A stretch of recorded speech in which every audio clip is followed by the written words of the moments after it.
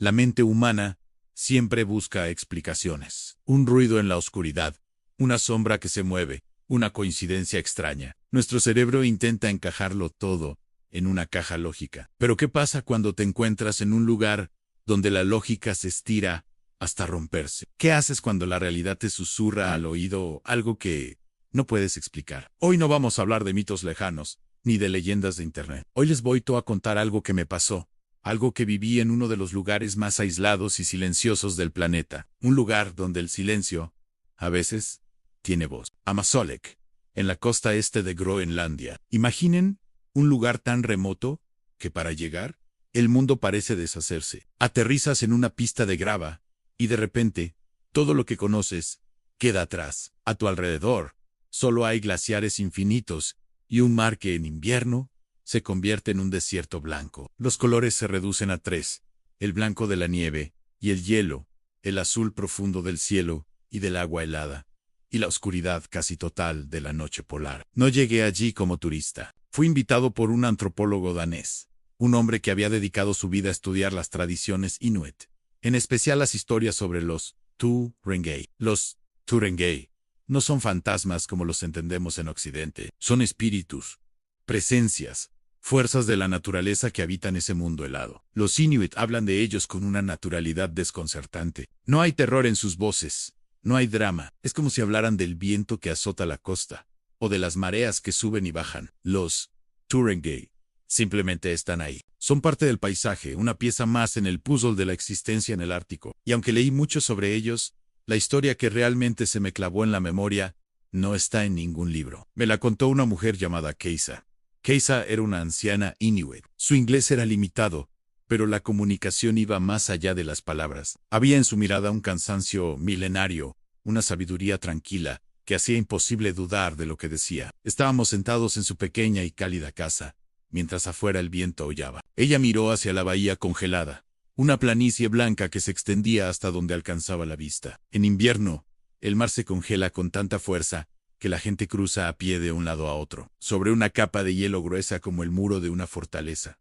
Fue entonces cuando Keisa me lo dijo. Señaló vagamente hacia el centro de la bahía y dijo que había un punto, a unos 400 metros de la costa, donde uno nunca, bajo ninguna circunstancia, debe detenerse. No me dio una ubicación exacta, solo un aviso. Sus palabras exactas fueron: "En el hielo escucha, el hielo recuerda". No lo dijo como una amenaza, sino como un hecho, como si me advirtiera de una corriente peligrosa o de una grieta oculta, una advertencia práctica para sobrevivir en ese entorno. En ese momento lo tomé como una metáfora, una forma poética de describir los peligros del hielo.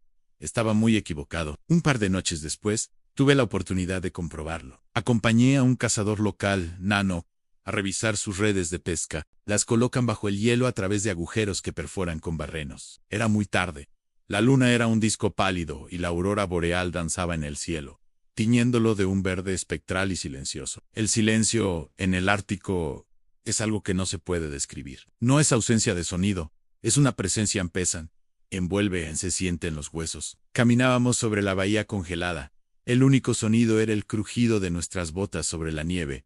Compactada. No hablábamos. No hacía falta. Estábamos a medio camino, quizás justo en esa zona de la que Keisa me había advertido, cuando lo sentí. Primero, una vibración sutil bajo mis pies. No era el típico crujido del hielo. Al asentarse, era diferente. Era un golpe sordo, profundo, como si alguien estuviera golpeando un tambor gigante muy muy lejos. Debajo de nosotros, me detuve en seco. Al mismo tiempo, Nanak también se paró. Sentí un escalofrío que no tenía nada que ver con la temperatura de 20 grados bajo cero. Nos quedamos inmóviles, escuchando en la quietud de la noche polar. Y entonces, lo oí. No eran palabras claras, no era un idioma que pudiera reconocer.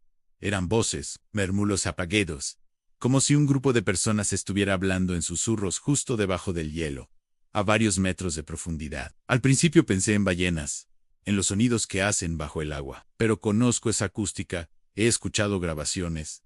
Esto era distinto, era más humano, mucho más cercano. El corazón me empezó a latir con fuerza en el pecho. Miré a Nanook, pero él mantenía la vista fija al frente.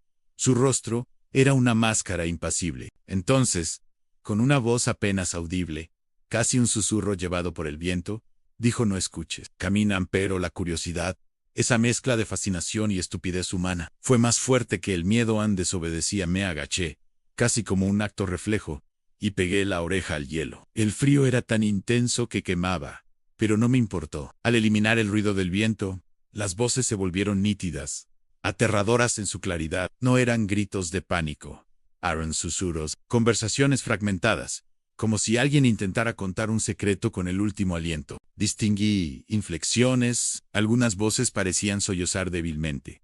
Otras reían, pero era una risa vacía, hueca, sin una pizca de alegría. Una risa que te lava la sangre. Y mientras escuchaba, paralizado, sentí un golpe, un toque leve pero inconfundible, justo debajo de la palma de mi mano, que tenía apoyada en el hielo. Fue como si un dedo hubiera golpeado el hielo desde el otro lado, desde abajo, buscando mi atención. Uncontact fue un impulso eléctrico que me recorrió el brazo y me hizo saltar hacia atrás. El terror, ahora sí, me inundó por completo. En ese preciso instante, Nanak me agarró del brazo con una fuerza sorprendente y tiró de mí.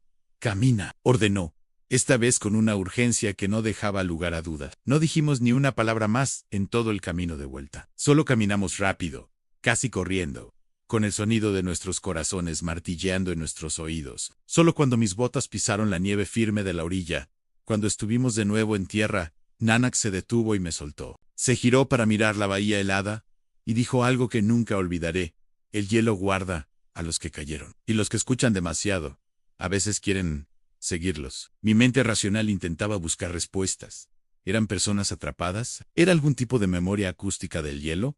¿Sugestión por la historia de Keisa? Le pregunté, buscando una explicación lógica que me anclara de nuevo a la realidad. Nanak solo negó con la cabeza, muy lentamente.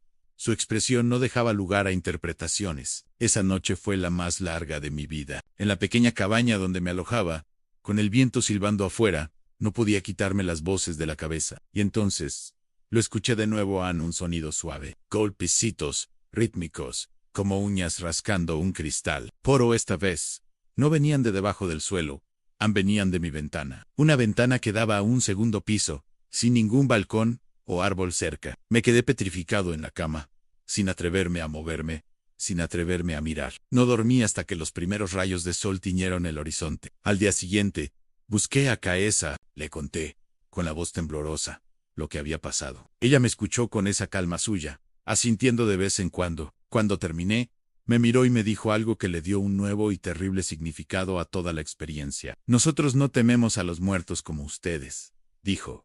El miedo es para los vivos. Debajo del hielo no hay miedo, solo hay hambre. Hambre.